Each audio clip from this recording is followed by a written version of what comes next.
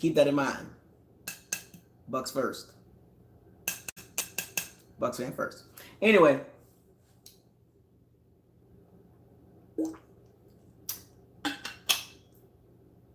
This is BucosLocker coming to you again.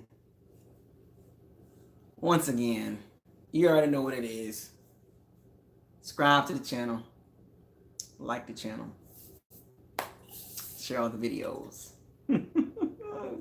that's posted on this channel. And don't forget to hit the notification bell icon to notify all new videos that's posted on BucosLocker.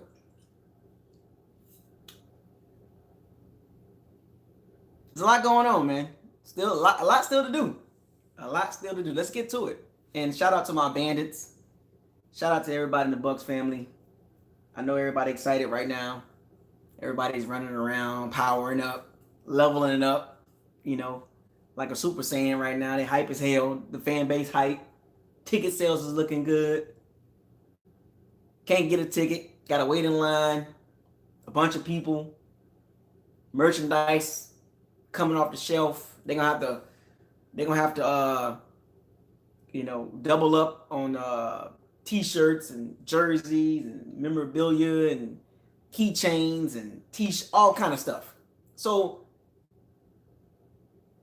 that's because of one guy, not because of the organization and the team. It's because of one guy, and it's good attention, also some bad attention too, right? So we'll get to that in a second.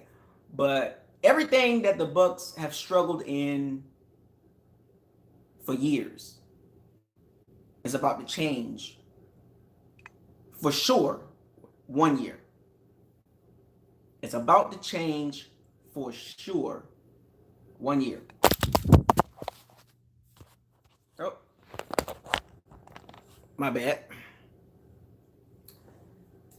So it's about to change for 1 year, for sure. Guaranteed 1 year. I saw the Brady contract. Interesting contract. The way they, not interesting, but the way they wrote it, I get it. 2-year deal, $50 million guaranteed, and $9.5 million. Let's just round it up to 60, right? Incentives, you know, a lot of incentives behind that, and that's tied in with stats, top 5, and you know, passer rating and completion percentage and touchdowns and all that. So that's an incentive. $9.5 million in incentives, playoffs, getting to the Super Bowl. But he got $50 million guaranteed.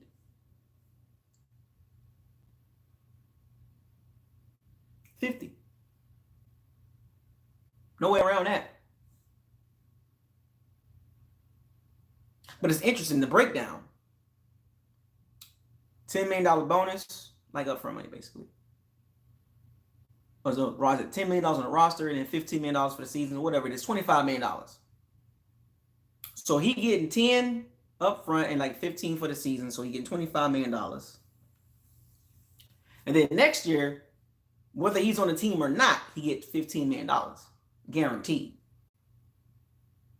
And there's a $10 million roster bonus if he's on the roster.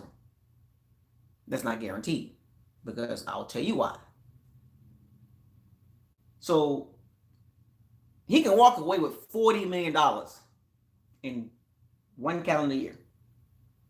Well, within the year. $40 million. 25 this year and 15 guaranteed next year. And he can ride off to the sunset. If he chooses to. Like $40 million guaranteed. And if you add in some of the incentives money, so he can get about maybe $45 million, $44 million guaranteed, off into the sunset. If he takes the Bucs to the Super Bowl and they win, that's an easy 30 mil for this season.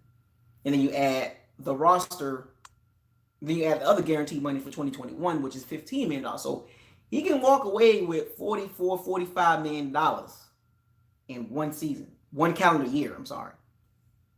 So from the day he signed the contract until the next year, the same day, he can have $44 to $45 million. And he can peace out right off into the sunset. Got his Super Bowl in Tampa. Super Bowl in Tampa. Got the home team to host the Super Bowl. That will be a crazy, crazy year. Crazy year. Now, we all want that. But let's talk reality too. Because we gotta be objective too. I know the excitement is there and everybody's hyped up, but you gotta be humble and you gotta be real about things. That's what separates me from a lot of other people. A lot of people get carried away with their emotions and how they talk and all that. I get hyped up too, but I'm just talking about when you try to talk to somebody about football and just like stuff, and they just get extra with it. I see it all the time in groups. It's hard to talk to people sometimes, you know what I'm saying, about certain things, and it's like they just get out of hand with it. So I just not deal with it. But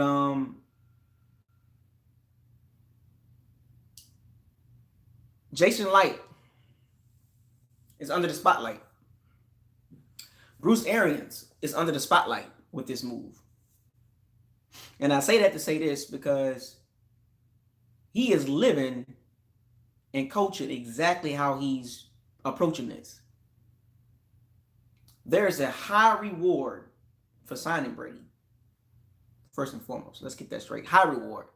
And I'm not talking about just playoffs. I'm talking about getting to the Super Bowl. I don't care about the playoffs. Like if we got Tom Brady, playoffs is guaranteed, right? So I'm not worried about that. I'm talking about the Super Bowl. I'm thinking big picture. I don't care about playoffs. We're going to get there. Took a risk. 42, about to turn 43. We all in. That's the motto this year. We all in. Fan base. Media is all in. The media's intrigued about it. The coaches, the players, people want to come and play. Well, we'll get to that too. Bruce Arians' motto is no risk it, no biscuit. And that's what he's doing.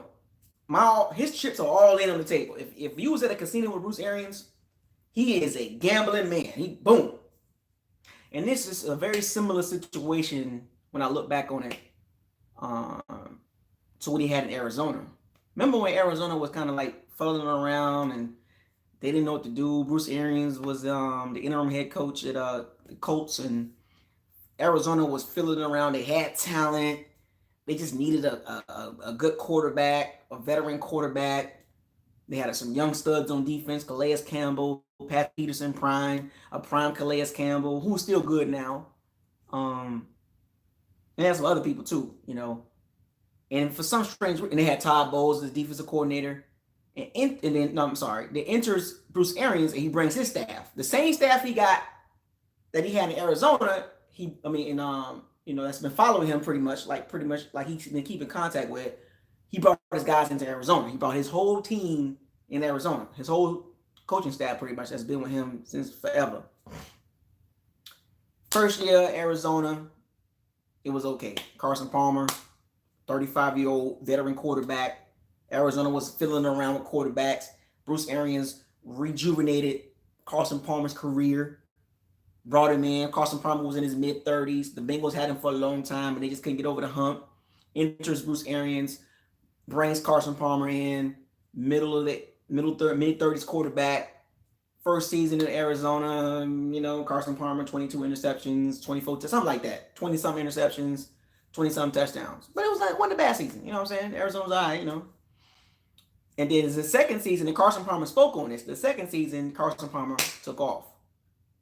And Arizona was already kind of primed and ready defensively.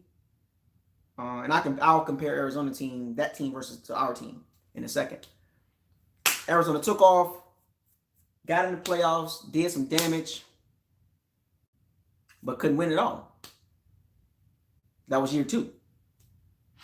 And all right, year 3, here we go. Like, this should be the year. Like, we should be able to got a prime defense, Todd Bowles, Bruce Arians, third in the offense. Let's get it. And unfortunately, the worst case scenario happened to Arizona. Carson Palmer got hurt.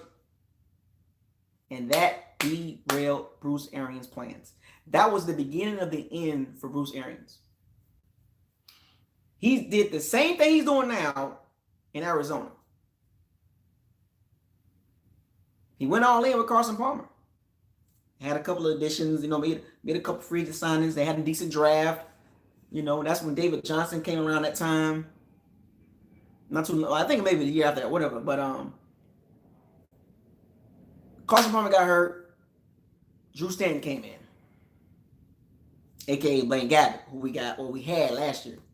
I don't know if we're gonna resign him, but we got Ryan Griffin. But enters Blaine Gabbert, tried to save the season, or Drew Stanton, and the Arizona season went downhill.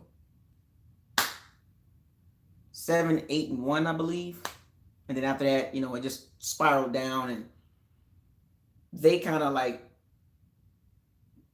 forced Bruce Arians to retire. He said he retired, but I think Arizona pushed him out because they had no plan moving forward.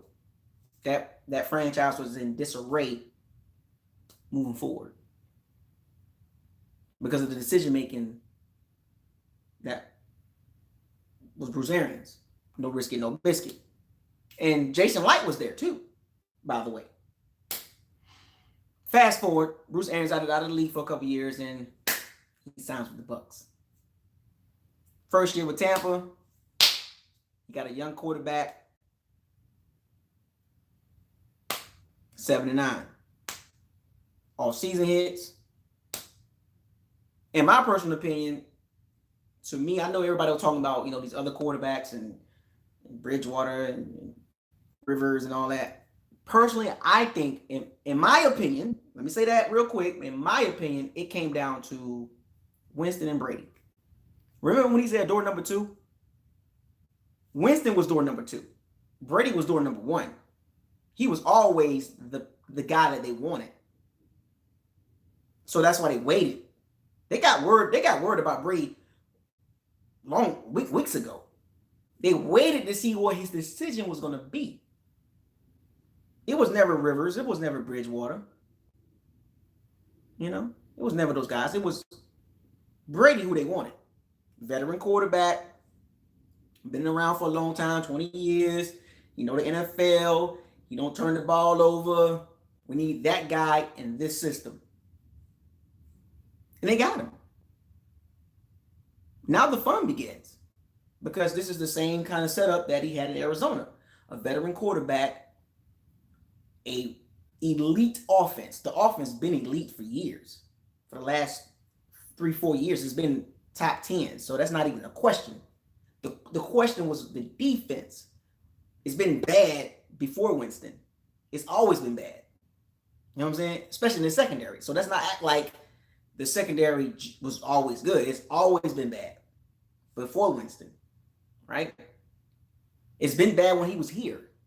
And I get it, the turnovers, I get it. But I'm saying it's just been bad in general. Numbers don't lie. You know what I'm saying? Even whatever, they're still bad. You know what I'm saying? And it was a Big 12 secondary for the longest. And they had 2 seasons where the defense decided to show up the last 6 weeks. 9-7 a couple years ago. And then when they went 7-9 this year, the defense secondary decided to show up the second half of the season. They did that twice in 5 years. Facts. This is not even trying to be biased. It's just facts. I speak facts. The defense has never put together a whole year of solid play. Mike Smith, his trash. His trash hurt the defense. It hurt the team. It hurt the organization. His scheme hurt Mark Duffner. It hurt the organization. It was a bad defensive scheme. The players didn't fit. It was trying to fit a square in a circle. So, they had to revamp the secondary. And they did. What Bruce Arians did, not Jason Light. People don't assume Jason Light is pulling these strings.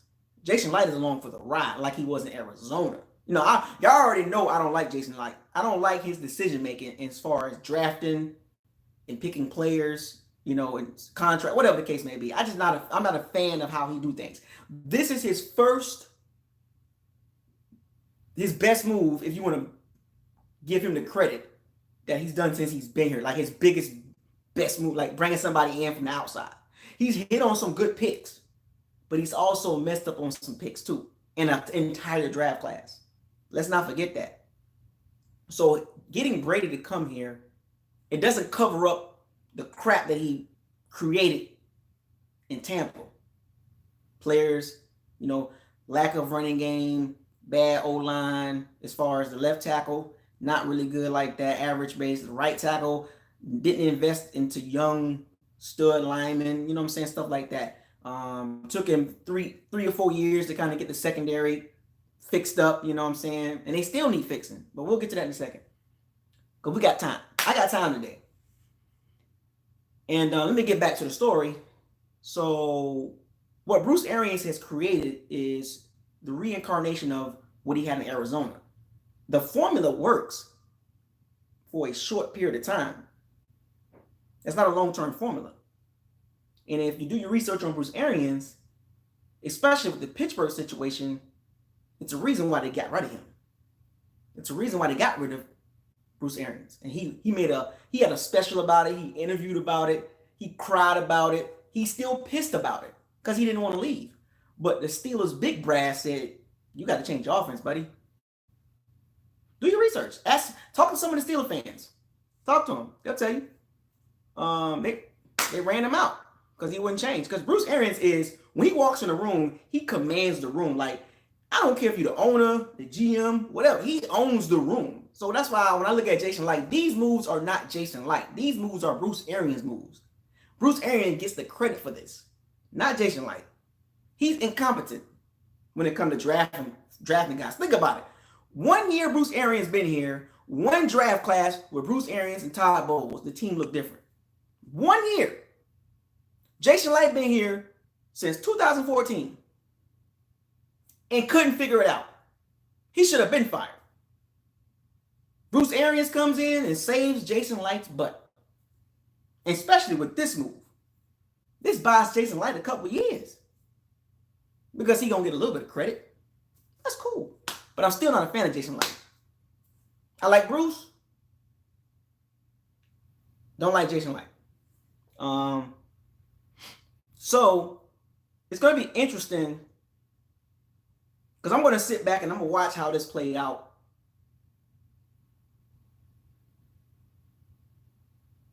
Is it going to be this year and we win big? Great. But what happens after that? Because remember when he left Arizona was a mess. No quarterback until they got Kyler Murray.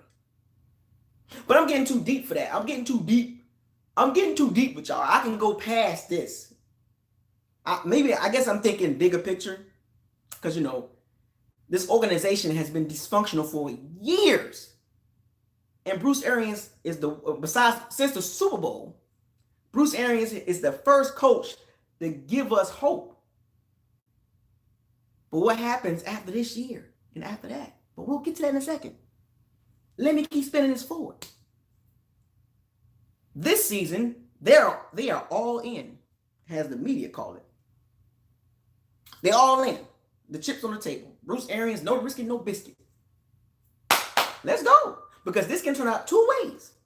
Regardless of how y'all feel, I'm just giving y'all what can happen. These are scenarios that can happen with this team this year and next. This can be a beautiful, memorable year. Mwah! We got a Super Bowl in Tampa. The Super Bowl is hosted in Tampa. And we get to it, I'm going to be damn sure I get there. I'm not going to pay no $5,000 for no tickets, but I'm going to be at the parking lot. I'm going to be tailgating.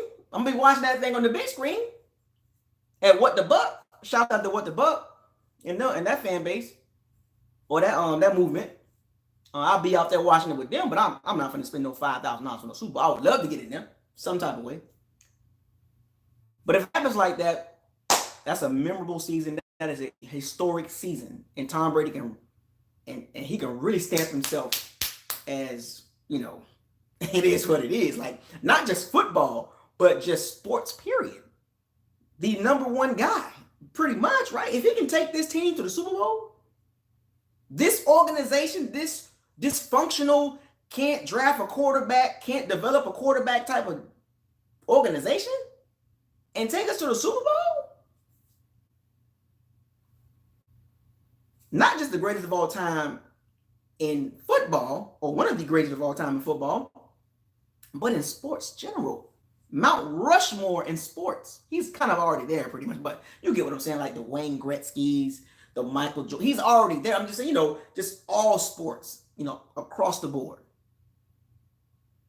You put his head up there. If you had to pick 4 guys, you got to pick Brady. If he takes this team to the Super Bowl in Tampa, it's hosted in Tampa, and he wins, not lose, wins. That's crazy. But then on the flip side, also it can happen. It can look like Michael Jordan with the Washington Wizards. That's right, folks. It can look like that. It can look like that. It can look like Michael Jordan playing with the Wizards. Have a good game, score 20 plus points a game, 7 rebounds, 5 assists, but the Wizards don't make the playoffs.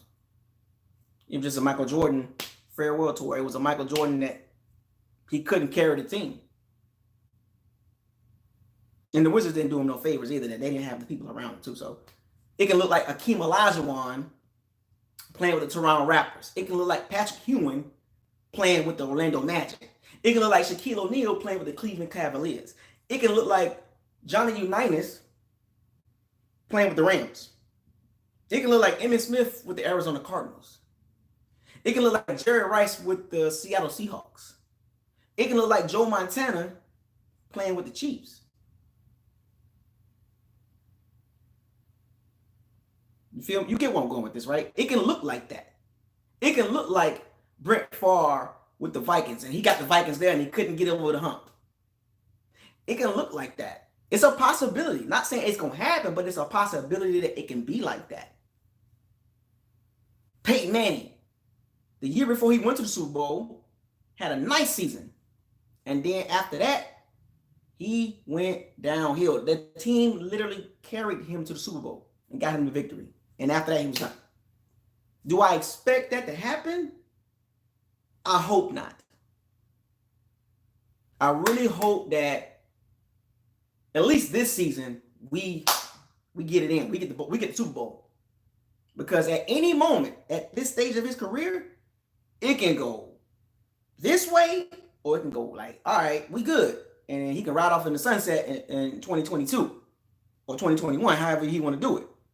But this is the risk that he takes with get Tom Brady. That's going to be interesting. But there's still moves to be made on this roster. Now, I want everybody to pay attention. A lot of teams are making moves. The Bucs re-signed their own. Bruce Arians did say that. He stuck by his word. JPP, franchise Shaq Barrett, signed JPP. Nacho, you know what I'm saying? Bo Allen's gone. Carl Nassib's gone. And Auclair and Tanner Hudson. He picked up a right guard, a swing tackle, whatever you want to call him, a versatile guard from the Colts. And he signed Tom Brady. But then when you listen to the media, the media was like, the Bucs still need to address a couple of positions. The same positions that I've been speaking about for the last 3 years. Right side of the O-line. O-line in general. Running back. Now the media flipped it. The media say, now Tom Brady needs a slot guy. A Judy Nellerman, Danny Amendola, a Wes Welker type guy in the slot. A jittery bug that he can dump the ball off real quick, because he don't have that right now. Scotty Miller ain't going to be the guy. If you bring Antonio Brown here and put him in the slot with that offense, you're talking about some Golden State type stuff. Or some LA Clippers type stuff. Like, they just too much to, they're gonna run people off the field. Remember, the key is the Bucs are all in. Antonio Brown. Then it was like, then I seen a report about Todd Gurley and Melvin Gordon. No, they're not coming. Obviously, not coming. Melvin Gordon to the Broncos, Todd Gurley with the Atlanta Falcons. They were never coming here. Jason Light was not going to sign neither one of those running backs. We're going to get the running back through the draft. We're going to get the tackle through the draft. The media also said, oh, well, Bruce Arians need to utilize the tight ends more. Wasn't we saying that last year? Bruce said the tight ends are blocking in this offense. So guess what? That means Bruce got to change the offense. He got to. It's Tom Brady.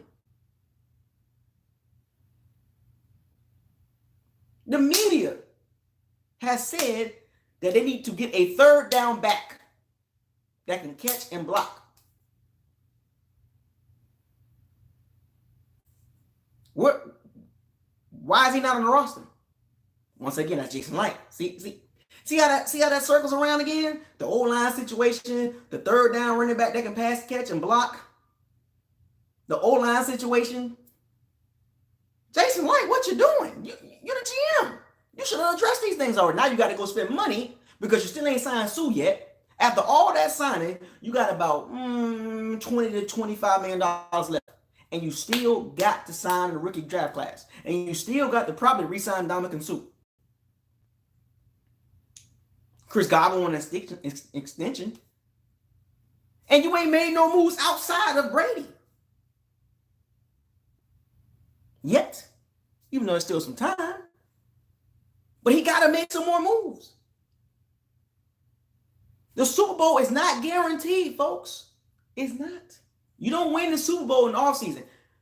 You might have won it on paper, kind of, sort of, with the Tom Brady signing. I don't say that's a win for the Bucs. Like that don't make the Bucs the Super Bowl favorites. That don't give the Super Bowl to the Bucs in the offseason. That just says Tom Brady signed with the Bucs. Now let's address this safety position.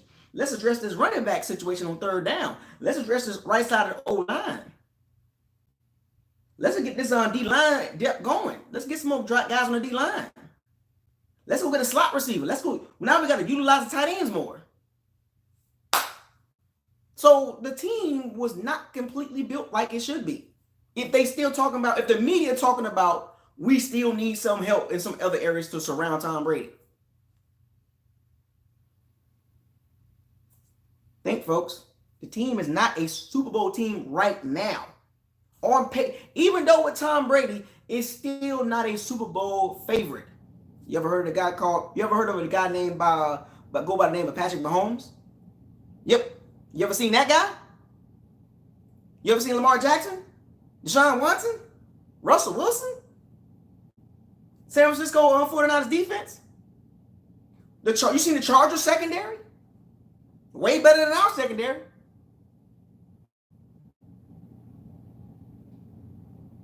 You seen the Saints?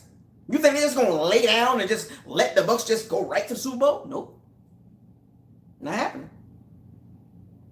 Not happening. And you still got Bill Belichick sitting out there in New England. Something up his sleeve. Folks, you got to understand.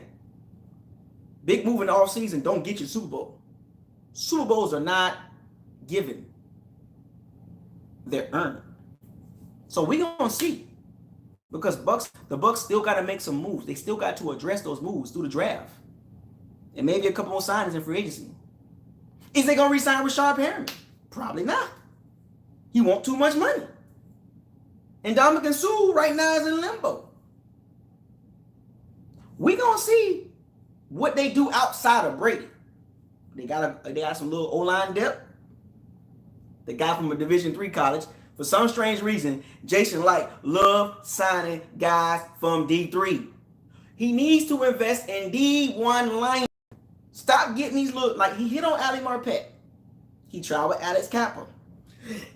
We're going to see how he turn out. You got to start drafting some D1 guys. And that tackle position is very important for Tom Brady. Whether people want to believe it or not, Bruce Arians' offense, every quarterback get hit a lot. Go do your research, folks. Every quarterback in this offense get hit a lot. Brady is no exception. Unless Bruce Arians changes the whole scheme and gets like the Colts O-line in front of Brady, Brady will get hit. He is going to get hit. With Donovan Smith at left tackle, in that right guard situation, he gonna get hit. He gonna get hit. Trust me. Trust me. He gonna get hit. I don't care what PFF tell you. The PFF is the Bucs got the 7th ranked O-line and all that. I don't know. The eye test tell me they weren't 7th ranked. They couldn't even run the ball. Remember, folks, the O-line is, to me, it's run and pass, not just passing. Oh, it's a passing offense, but the running game still matters. Put that together, the Bucs are not the 7th ranked O-line. They got 2 good linemen. Jansen, even though he had a bad first season, but he got better. And Ali Marpet. Outside of that, Donovan Smith, in the right tackle situation, that right guard situation, still a problem. And it will be addressed. It should be addressed. If they get Andrew Thomas or Tristan or Mekhi Becton or Jared Willis, I will put those. Jared Willis will be a right tackle, but any of those 3 guys, or Tristan, but if you get Thomas or Mekhi Becton, left tackle. Donovan Smith, you're going to the right tackle. I always said he's a better right tackle than left tackle. We're going to see, though. I'm very curious to see what these moves that Bruce Arians and Jason Licht going to make after this Tom Brady signing, because you're all in. So you got to make sure the pieces are right. Running game. The tight ends need to be utilized more because Brady loves the tight ends. That's what he do. He kill you between 0 and 10. Play to the man's strengths. Utilize the tight end and get a elite, quick, short area guy in the slot. Because we got 2 big burly receivers on the outside that don't get a lot of separation. One of the worst teams in the NFL as far as receiver separation was the Bucs. They don't get a lot of yak. They catch the ball and they get tackled. Tom Brady, one of his strengths is getting the ball out of his hands really quick and getting the guys in a position to be able to get yak. Julian Edelman is a topic of he might get traded to the Bucs because they best friends. They BFFs. It's going to be interesting, man. There's more moves to be made for these Bucs. It's not done, folks. I've been screaming this the whole offseason. O-line, running game. Build the trenches. And Brady will be just fine. And we can chuck the ball all the way around all day long and still not get to Super Bowl.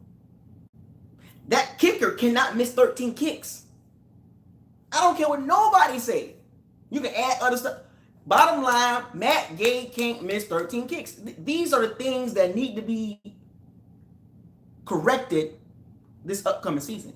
We can't have Brady going down the field against the Kansas City Chiefs, get us in position, Matt Gay gets up there and misses a damn field goal in prime time. Then what are we going to do? That's a loss. Brady had 410 yards, 3 touchdowns, no interceptions, and we lose 32-31 because Matt Gay misses a field goal. That hurts. Matt can't miss 13 kicks, period. Well, he was the 5th scoring. He ranked number 5 in scoring, or top 10 in scoring as a rookie.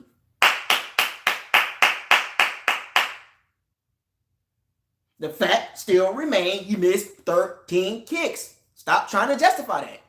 Bruce Arians said it himself. He's going to bring in competition. Things need to be in place that happened last year cannot happen this year. Can't.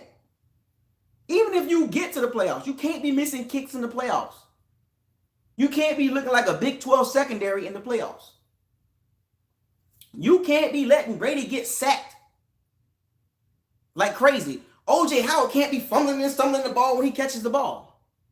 Cameron Brate can't be dropping balls on the 4th down. Can't do that. Not Tom Brady. Now, the level of the level that Tom Brady plays in, and the accountability and the demand that he inquires or he requires from his teammates.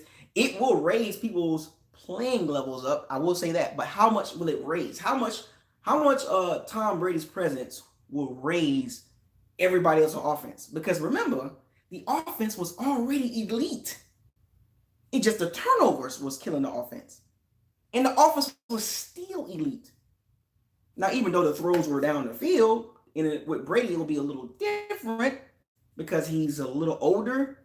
So you got to kind of make him comfortable with a shifty slot receiver and in the tight end situation. I don't know what they're going to do with that.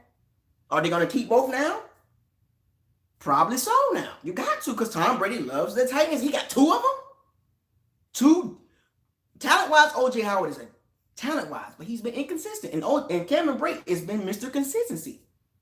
And you give Tom Brady both of those guys, do not be surprised Mike Evans and Chris Godwin numbers dramatically drop.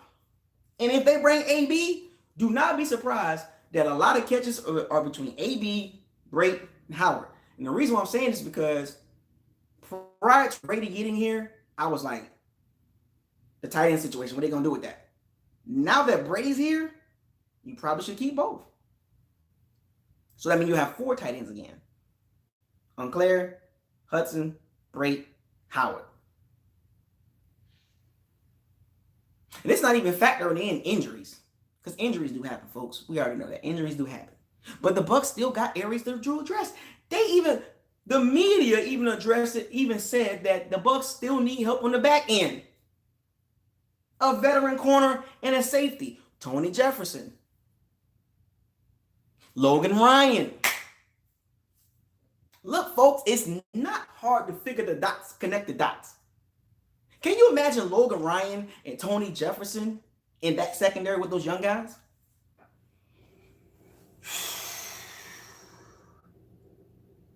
The Bucs defense finished in the top 10 in DVOA the last 6 games. Finished number 15th in yards allowed, thanks to the number 1 running defense. The secondary, turnovers or not, was still bad the first 9 weeks, 10 weeks of the season. They were still bad. You know how many games I watched quarterbacks go down the field, the long drive? 3rd and 12, 3rd and 15. They started at the 15. They just converted 3rd. They still was bad, even without Winston turnover. They were still bad. But Vernon Hargreaves leaves, then they get better. I need the defensive secondary to play good the entire season, not 6 weeks of the season. Play good from the jump. Todd Bowles got the defense going this way.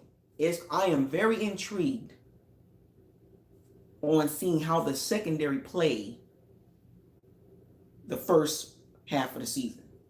Because they know the system now. They know what to do now. If they play how they played the last 6 games, it's gonna be hard to move the ball on us. It's gonna be hard to stop us on offense. The Bruce Arians wants to blow people out the water. Bruce Arians don't want to be winning 17-13 games.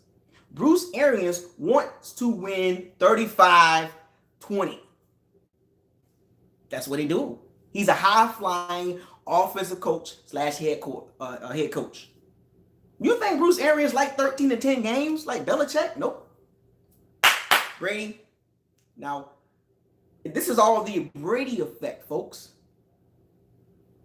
I went from business side with the contract and the merchandise and the revenue and all that. Then I talked about the team, how he's going to affect the team, and what else the team do moving forward as far as the draft and who they going to keep and who they going to restructure, whatever the case. Brady has changed this organization for the next 18 to 24 months.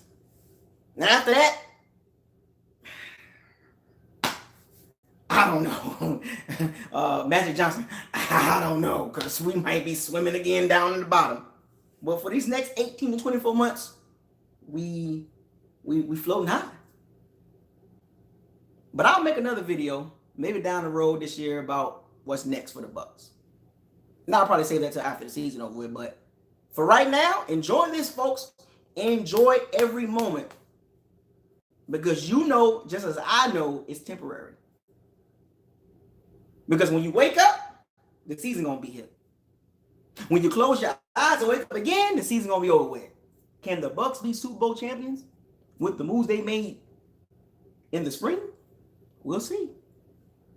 Remember, folks, team wins games.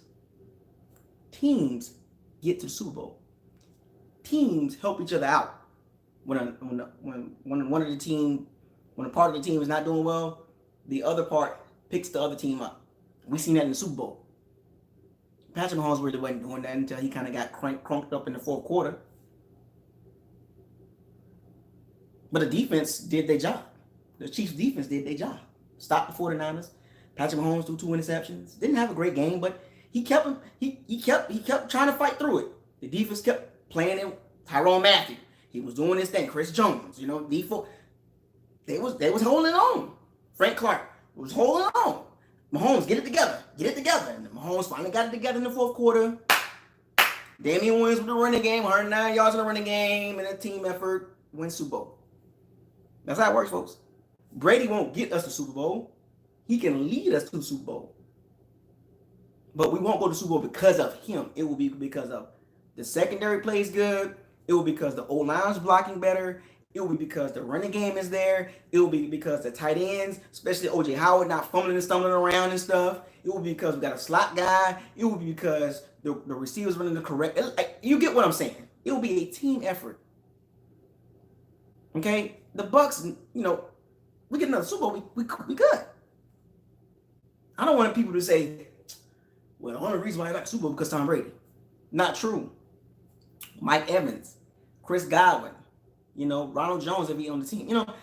Everybody's going to contribute. Not just Brady.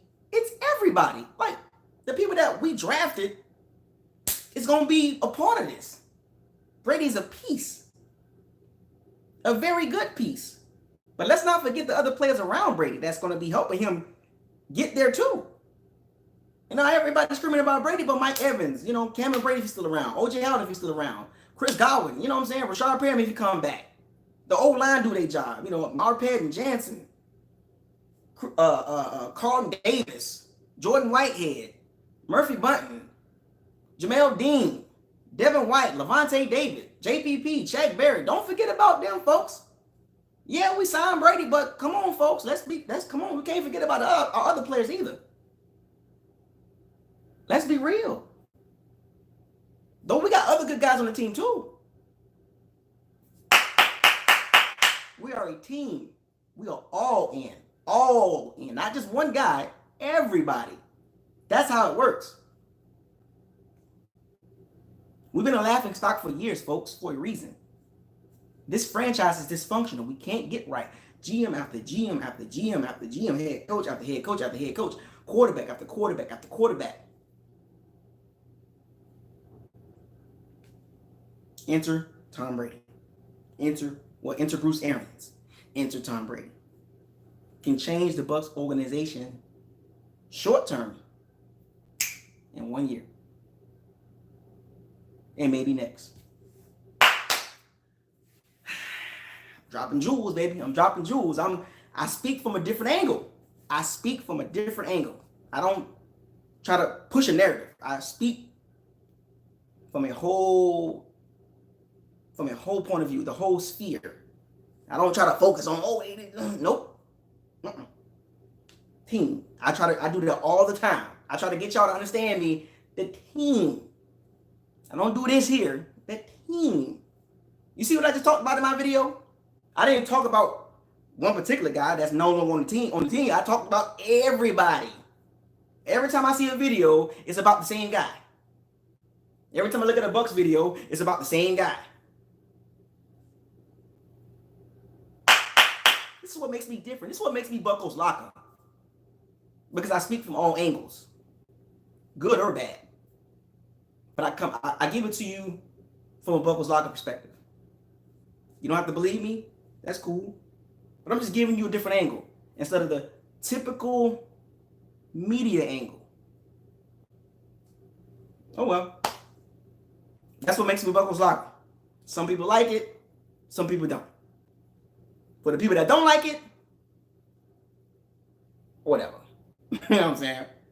I still love you. For the people that do support BucosLocker, Jason Garrett clap. You know what it is. Anyway, I just wanted to drop this nice long video. I'm gonna make more videos. But I talk about everything here in the locker. I talk about everything. I'm gonna talk about Mike Evans. I'm gonna talk about the other guys. I'm gonna talk about Brady, good or bad. I'm gonna talk about everybody.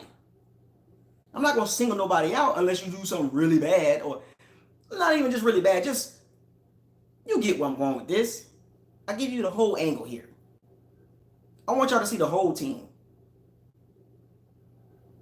not just one. Not just one person. See the whole team. That's all I'm trying to do. Anyway, I'm about to get back to work. I had an hour on to talk about this because there's a lot to talk about. There's still more to talk about. Still more to talk about. And I'll be staying abreast of the Bucs moving forward. There's work need to be done, folks. As a fan base, support the team.